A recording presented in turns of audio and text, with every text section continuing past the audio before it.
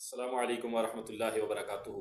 एक बड़ा ही अहम मसला और एक सवाल जो अक्सर लोग पूछते हैं कि नमाज जुमा के बाद और नमाज जुमा से पहले जो सुन्नतों की तादाद है वो क्या तादाद है।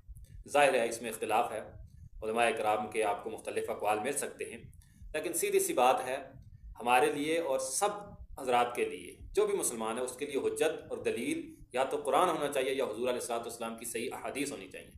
तो अहादीस की रोशनी में मैं इंशाअल्लाह अज़ीज़ जो सही मसला है वो बयान करने की कोशिश करूँगा। पहली बात कि नमाज जुमा से पहले कितनी तादाद है, तो अहादीस की रोशनी में नमाज जुमा से पहले जो नवाफिल हैं उसकी कोई तादाद मुख्तस नहीं है। जितनी भी आपके इस्तिताअत हो, जितना भी आपको नसीब हो, जितनी ज़्यादा आप तादाद पढ़ेंगे, नमाज पढ़ेंगे, नवाफिल पढ़ेंगे, सुन्नतें अदा करेंगे, जितनी ज़्यादा तादाद में सवाब ही सवाब है।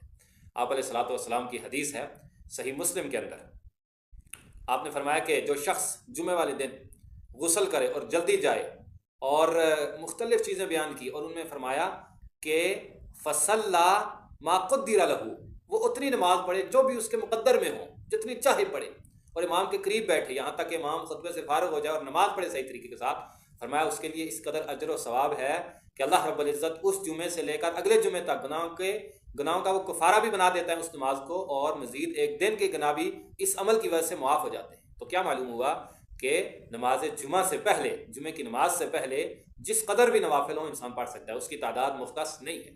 अब दूसरी बात है कि जब इमाम खुतबा दे रहा हो तो खुतबे के दौरान आया कि कुछ नवाफिल अदा कर सकते हैं या नहीं कर सकते। अब बाद लोग बातें करते हैं कि भाई खुतबा हो रहा है, खुतबे के दौरान तो खामोशी से बैठने का हुक्म है, तो ये सुन्नतें कहाँ से आ गई। तो बिल्कुल सही हदीस है आप अलैहिस्सलाम की।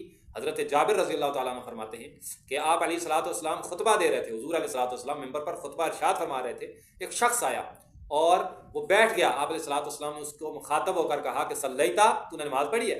उसने कहा नहीं। फरमाया कुम, खड़े हो जाओ, फसल्ली रकातैन, दो रकतें अदा करो, दो रकतें अदा करो, यानी खुतबा के दौरान भी दो रकतें अदा करेंगे। मज़ीद आप अलैहिस्सलाम ने फरमाया कि इज़ा, कि तुम में से इज़ा जा अहदुकुम, तुम में से कोई एक शख्स जब आए यौमुल जुमुअती, जुमे वाले दिन, वल इमामु यख्तुबु, इस हाल में कि इमाम खुतबा दे रहा हो, फरमाया फलयुसल्ली रकातैनी, चाहिए कि वो दो रकतें पढ़े, यानी खुतबा के दौरान ज़्यादा ना पढ़े, कम अज़ कम दो रकतें पढ़े। बिल्कुल सही रिवायत है।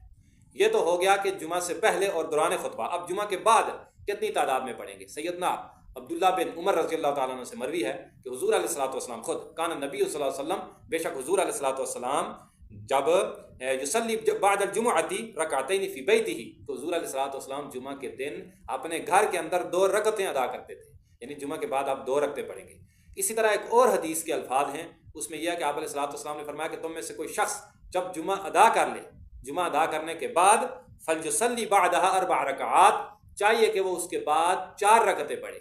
गोया एक रवायत के अंदर दो रकतें हुज़ूर अलैहिस्सलाम ने खुद पढ़ी हैं, और दूसरी रवायत जो है वो कौली रवायत है, आप अलैहिस्सलाम हुक्म दे रहे हैं कि नमाज जुमे के बाद पढ़नी है तो चार रकतें पढ़नी है। तो जाहिर सी बात है जिस कदर ज़्यादा तादाद होगी सवाब है, चार ज़्यादा सवाब है, अगर तो दो भी पढ़ता है तो भी जायज़ है।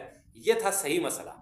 अब इससे हट कर अगर हम कहेंगे फ़लाँ का ये कौल है, फ़लाँ का ये कौल है, फ़लाँ का ये कौल है, तो ये किसी भी लिहाज से ये बात बेहतर नहीं होगी, क्योंकि हमारे लिए दलील, हुज्जत और हमारे लिए बायस निजात जिसकी राह है वो कुरान के तालीमात हैं या हुज़ूर अलैहिस्सलाम की तालीमात है, उसके अलावा कोई नहीं है। अल्लाह रब्बुल इज़्ज़त कुरान और हदीस को समझने और कमा हक़ उस पर हम सब को अमल करने की तौफ़ीक़ अता